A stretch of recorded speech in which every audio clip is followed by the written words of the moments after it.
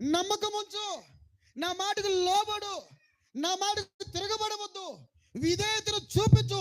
తర్వాత నీ జీవితం ఎలాగుంటుందో నువ్వు చూస్తావు. హల్లెలూయా, హల్లెలూయా. ఆయన నమ్మదగిన దేవుడు, ఆయన నమ్మదగిన దేవుడు.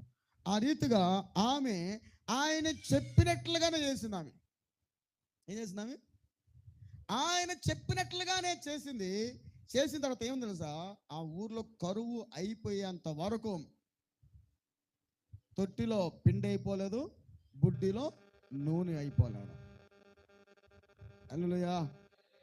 ఆయన చెప్పింది చేస్తే నిత్యం నీ ఇంట్లో సమాధానం ఉంటుంది. ఆయన చెప్పింది చేస్తే నిత్యము నువ్వు దీవించబడతావు.